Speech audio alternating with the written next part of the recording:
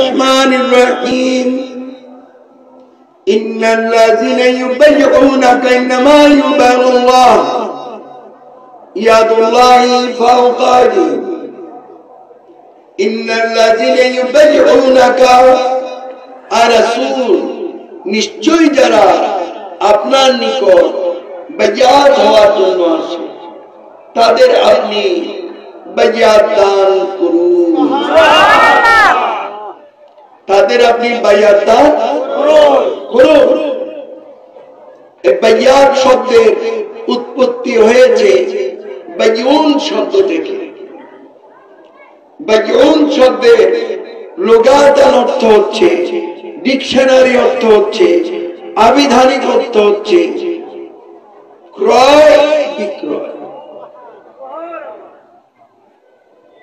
আপনারা বাজারে গেলে ক্রয় বিক্রয় করেন না বেচা কিনা করেন না ক্রেতারা কিনেন বিক্রেতারা বিক্রি করে না করে কিনা করে তো এটাকে বলা হয় ক্রয় বিক্রয় এই ধরনের বেচা কিনার কথা আল্লাহ কোরআন শরীফে এই আয়াতে কারিমায় বলেন নাই এটা কোন ধরনের বেচা কিনা আমি বুঝিয়ে দিচ্ছি আল্লাহ বলেছেন আর রাসূল যারা আপনার নিকট বাইয়াত হওয়ার জন্য আসে আপনার সাথে ক্রয় বিক্রয় করতে আসে তাদের আপনি বায়াত দান করুন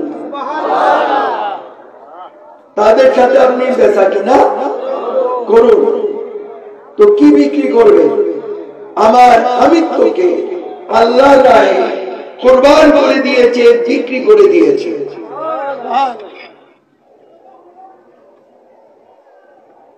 বায়াতের রাসূলের মাধ্যমে আমার আমিত্বকে আল্লাহর রাহে কুরবান করে দিয়েছে বিক্রি করে দিয়েছে আমার বলতে কিছুই নাই উচ্চ করে বলেন আমার বলতে কিছুই নাই সরকার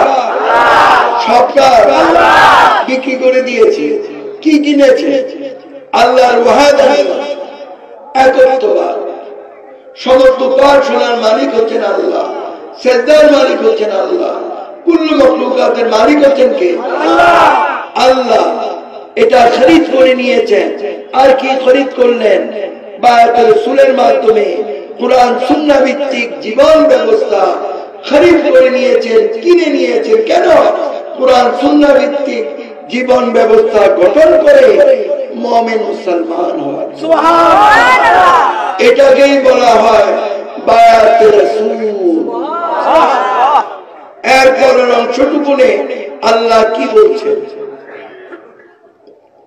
ইন্নামা ইউবানুল্লাহ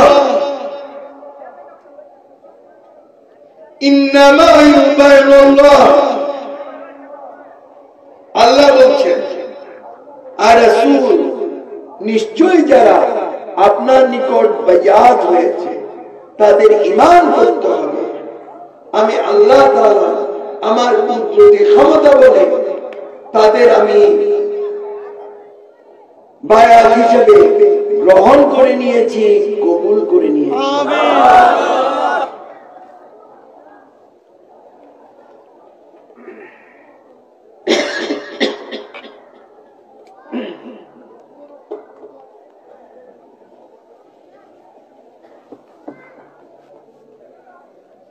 তারপরের অংশটুকুনে আল্লাহ কি বলছেন ইয়াদুল্লাহি ফাওকা আইদিহিম আর রাসূলুল্লাহ সাল্লাল্লাহু আলাইহি ওয়াসাল্লাম যদিও তারা চর্মচক্ষে দেখছে আপনি রাসূলের হাত তাদের হাতের উপর রয়েছে কিন্তু তাদের ঈমান করতে হবে তারা আমি আল্লাহর হাতে হাত দিয়ে তারা বায়াত হয়েছে আমি আল্লাহ রাব্বুল আলামিন আমার কুদরতি ক্ষমতা বলে কুদরতি হাতে তাদের কবুল করে নিয়েছি গ্রহণ করে নিয়েছি সুবহানাল্লাহ এটাকেই বলা হয় বায়াতে রাসূল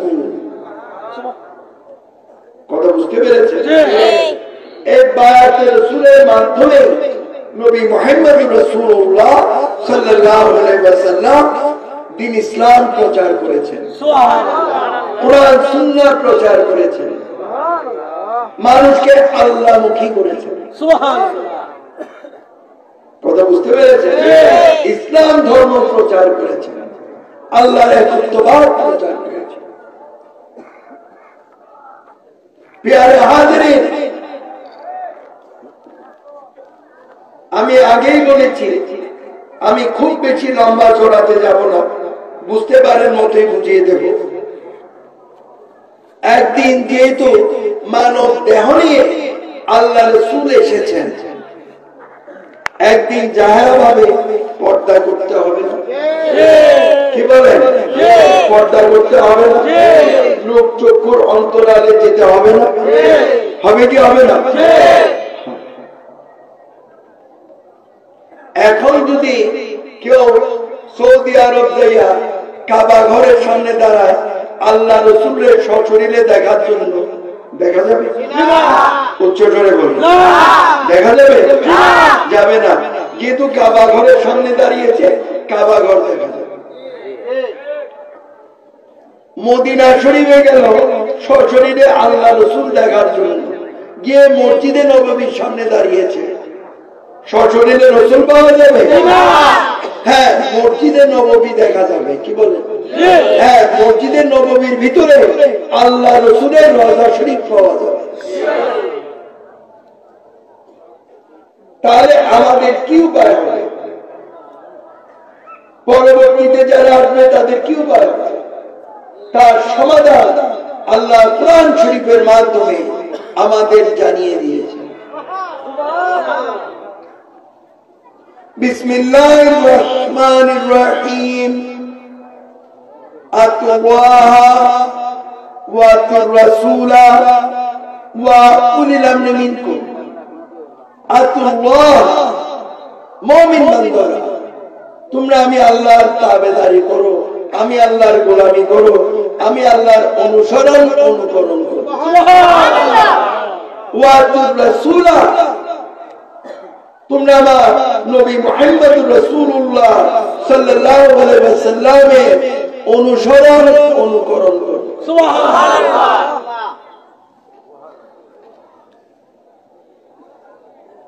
ওয়া উলিল আমরি মিনকুম, এই উলিল আমর নিয়ে অনেকেই ইখতিলাফ করেন। উলিল আমর কারা? আরেকটা আয়াতে কারিমা দিয়ে আমি একটু বুঝিয়ে দিচ্ছি। বিসমিল্লাহির রহমানির রহিম।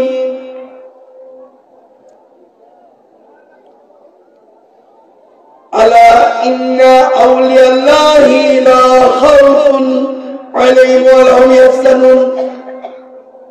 আলা, সাবধান করে দিলাম হে জগৎবাসী, ইন্না আউলিয়াল্লাহি লা খাউফুন, নিশ্চয় আমার আউলিয়াল্লাহদের, লা খাউফুন, লা খাউফুনের দ্বারা কোন রকমের কোন ধরনের ভয় ভীতি আমার আউলিয়াল্লাহর নেই। মরণের ভয় নেই, কবর আযাবের ভয় নেই, রোগ বালা মুসিবতের ভয় নেই, আযাব গজবের ভয় নেই, ঈমান যাওয়ার ভয় নেই, সন্ত্রাসীর ভয় নেই, নেই কোন রকমের কোন ধরনের ভয় ভীতি। আল্লাহ বলছেন আমার আউলিয়াল্লাহর নেই। সুবহানাল্লাহ।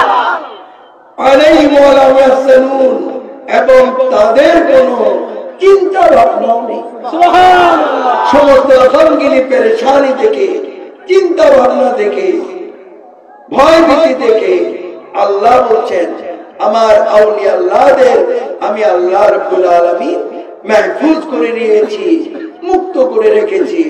যেহেতু আমি আল্লাহ তাদেরকে আমার আউলিয়াল্লাহ হিসেবে গ্রহণ করে নিয়েছি, কবুল করে নিয়েছি। সুবহানাল্লাহ। তাই উলিল আমর হচ্ছে আউলিয়াল্লাহ। তাই قال رسول الله صلى الله عليه وسلم الاولياء مني ولا منهم। আল্লাহ রাসূল বলছেন আউলিয়াল্লাহগণ আমার মধ্যে আর আমি স্বয়ং রাসূলুল্লাহ আউলিয়াল্লাহর মধ্যে। সুবহানাল্লাহ। তাকবীর।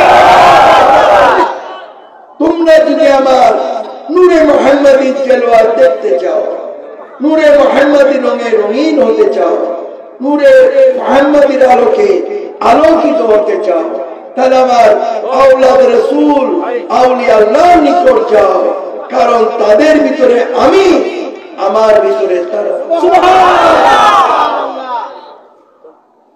তাই উলিল আমর হচ্ছে আওলাদ রাসূল আউলিয়া আল্লাহ, ওয়া উলিল আমরি মিনকুম, আওলাদ রাসূল আউলিয়া আল্লাহকে অনুসরণ অনুকরণ করুন। সুবহানাল্লাহ। আল্লাহ রাসূল জায়গাভাবে পর্দা করার পর 4 জন খলিফা নিযুক্ত হয়েছিলেন, অস্বীকার করা যাবে না। হযরত আবু বকর সিদ্দিক রাদিয়াল্লাহু তাআলা আনহু, অনেকেই করতেছে, সমস্যা নেই, এই যে অনেকেই করতেছে, সমস্যা নেই, জানার জন্য করতেছে, সমস্যা নেই, আমার তরফ থেকে সমস্যা নেই, করেন, অসুবিধা নেই। কথা বুঝতে পেরেছেন?